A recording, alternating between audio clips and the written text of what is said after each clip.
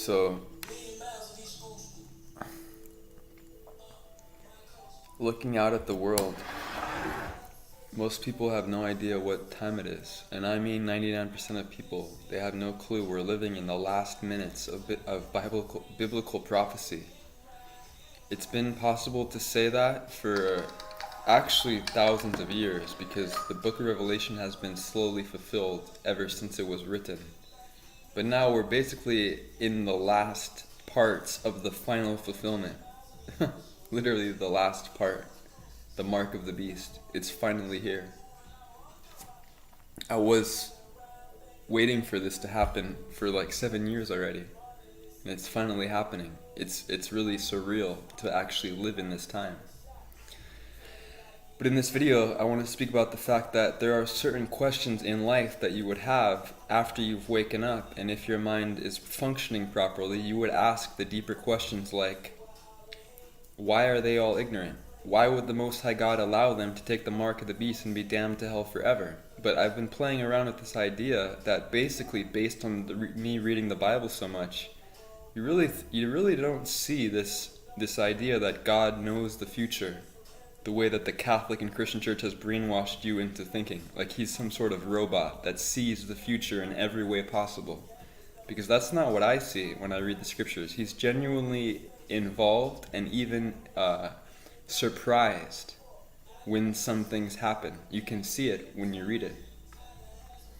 I think that they taught this in order to lead to a lot of other deceptions. Because when I read the Bible, the Most High is actually interested in what's going on.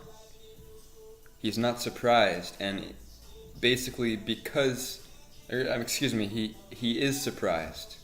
He's not detached or unsurprised.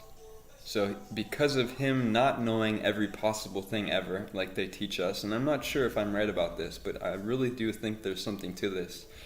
The result of this is that he's involved and interested and has a much different perspective than that from like a robot or an AI computer system. That's not who God is at all.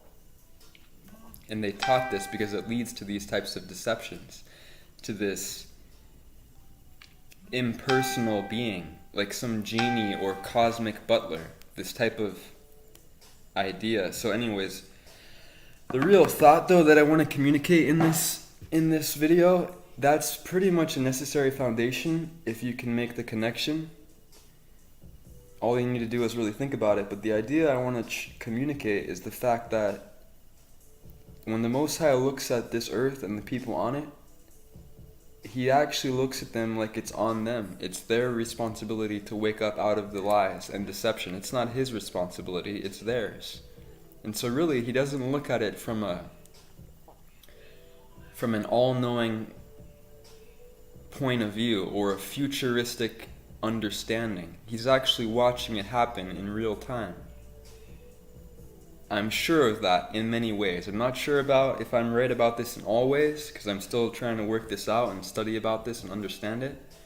But what I'm saying is pretty groundbreaking, because we would have been told, or we've basically been grown up even in our awakening to think of God in this sort of wrong way. The result of that is that you would ask questions like that in the first place. Well, why did God allow them to not know the truth? Why are they all asleep still? It's his fault. Nah, he's viewing it the other way around. It's their fault. So the way he views it is, are they awake to it? And if the answer is no, he doesn't share in that responsibility at all. He actually views it more like, he views it in a more it is what it is type of scenario. Not it is what I chose it to be, or I knew it would be like this. No, it's much more like it is what it is, and it's on them.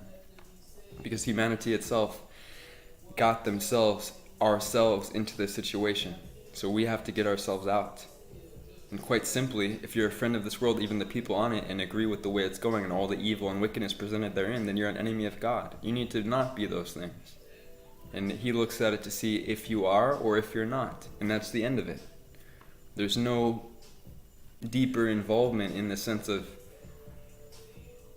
it's up to him. It's not up to him. It's up to us.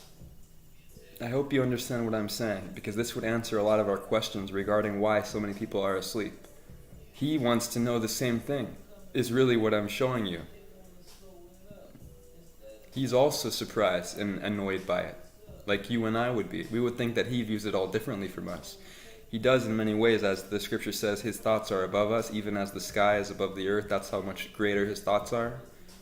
But he's not detached, and nor are we from him. We think about things in a similar realm. He's not a computer, so we can relate. So you would need to view him more so this way to understand why things really are the way they are.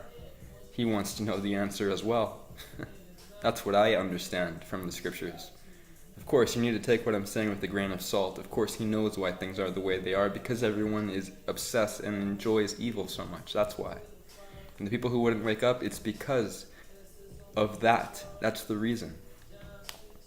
And it annoys him and shocks him. Not like it annoys or shocks us, that's not what I mean. I mean, he's viewing it in real time.